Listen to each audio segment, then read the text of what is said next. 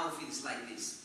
You know, probably for some non-Muslim friends, when they say Imam means someone who is having big turban and big Arab thawb, a thawb al-Arabi. And I'm walking on the street like this, so I was walking to 59th Street from 38th Street. There is no taxi, no means of transportation. So I was able to grasp a town car, driven by a Mexican. Probably he thought that I'm a Mexican. So I was sitting behind him, and he continuously cursing the Muslims and Islam. Cursing the Muslims and from the very beginning I felt that we are in trouble. I arrived in my house and that friend, the old guy, Irish guy, who came to me and hugged me, he was crying. And he said, I don't believe in this. So what do you mean you don't believe? He said, you know, this is impossible that Muslims did it or do it. So why? Because you're Muslims, right? I said, I'm a Muslim. Yes, that's true. So he was kind of confused between Muslims doing it and a Muslim that in front of his eyes.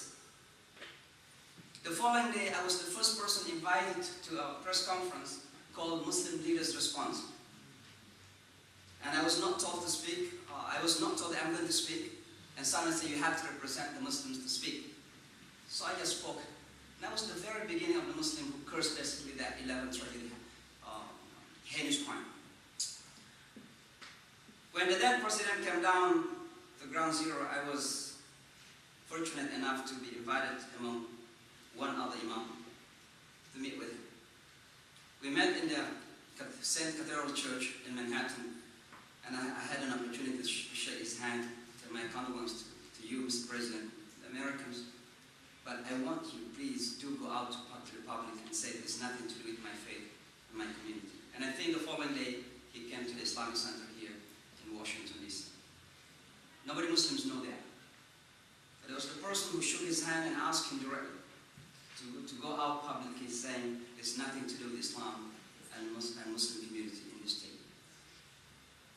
Now, respected ladies and gentlemen, I wanted to go back to Islam. Muhammad was sent into Arabia in the 6th century, 560 after Jesus Christ. And there are many purposes that why Muhammad was sent. We call it peace be upon him. When we mention any prophet, we say peace be upon him. But one of the most important reasons is, besides bringing people back into monotheistic faith, to believe in one God, as Jesus and Moses and others have told the people. Because the Arab at the time are pagans worshipping idols. It's one of the purposes that Muhammad was sent to bring them back into monotheistic faith.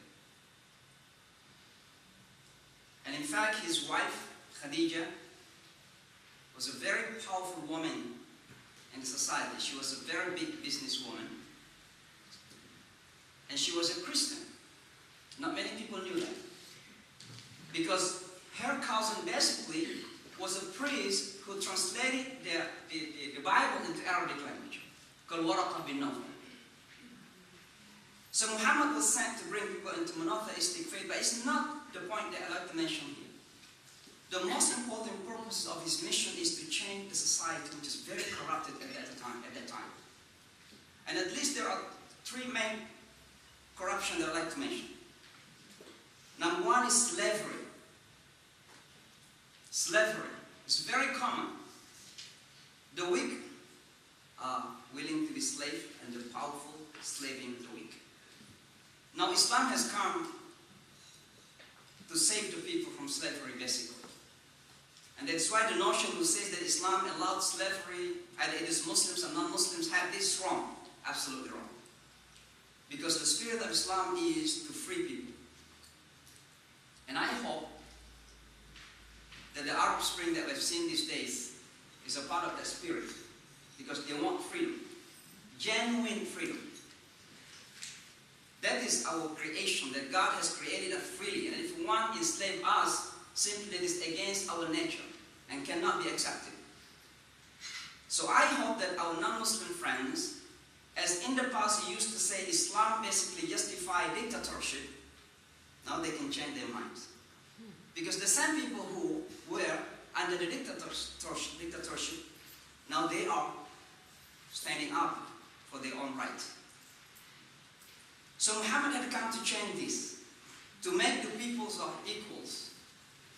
And that's why, let me give you one example, that when he came for the first time, the very beginning he was followed by a variety of people, not only the rich people in Makkah. In fact, the majority who follow Islam are the marginalized people.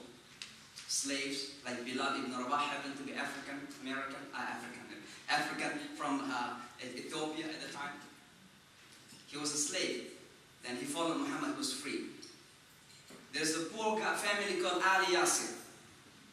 And then the Arab people. When they all became Muslims, Islam put them all together side by side as equal people.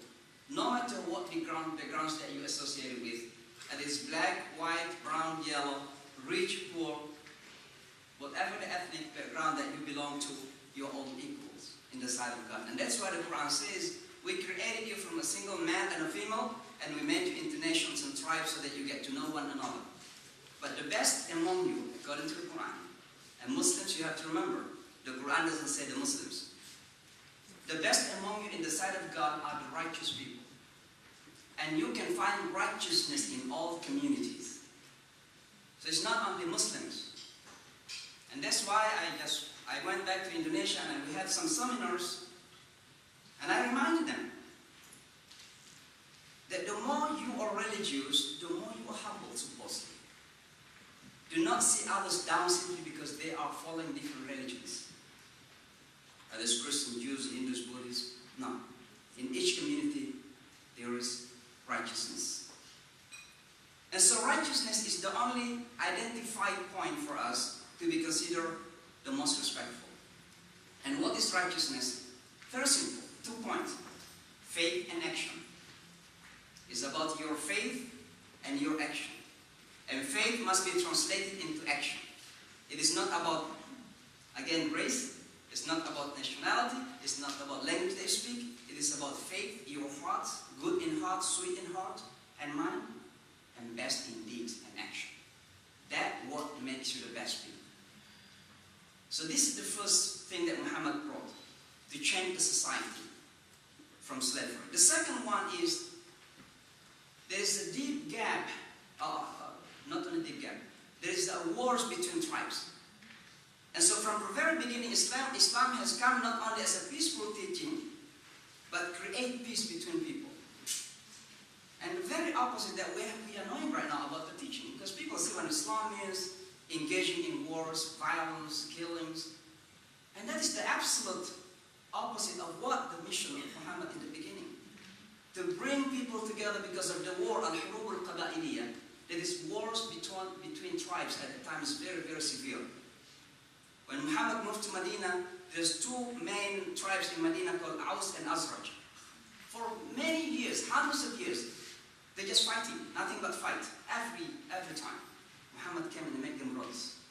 That's what Islam is all about. Not only that Islam is peaceful, but Islam creates peace between people. And Muhammad throughout his life has proven that. We can give a lot, because time is better to have discussion. But the last change that Muhammad brought in Makkah at the time, and this is very essential to all of you, is about woman empowerment. The very opposite that many wrongly conceive or understand, that Islam is about discrimination against the woman. I have to acknowledge the existence of discriminations against the woman everywhere else, including here in this country. We have to acknowledge that. I hope that not long time in the future we'll have a president, woman president. In Indonesia we have Sukarno Putri. At least in Turkey they have prime minister happen to be woman. In Bangladesh always 2 women fighting each other. So my point is that Islam has come to empower the woman. And when Prophet Muhammad came, as I mentioned, his wife was so powerful. And there is no mention anywhere in Islam that he asked his wife to stop business. In fact, Muhammad was an employee of her before he married her. That is the wife of Muhammad sallallahu, peace be upon him. Now when we come to the Holy Quran, there are many bunch of verses of the Holy Quran that make men and women as equal beings. For example, the Quran says, we created from a male and female. And it is is to represent the role of the mother and father in the process of God's creation. It's not only father. In fact, if you read the Holy Quran, you will find some aspect of the teaching that uplifted more role of the woman than man. When the Quran says, be dutiful and kind to your parents, the Quran only mentioned the role of the mother. The Quran doesn't mention the role of the father. Looks like we don't play a role in that, important role in that, in that process, so that our kids should respect us too. And later on, Prophet Muhammad was asked, whom should I respect and love?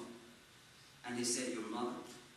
Second time, say your mother. The third time, say your mother. The fourth time only, then he said, your father. Now, I have 5 kids. As a father of 5, if someone say, your wife is beloved 5 times more than you to your kids, I say, that is discrimination against me. But I understand. I understand the mentality of the Arab at the time who did not respect the mothers at all. So Prophet Muhammad wanted to upside down, to change, revolutionary change.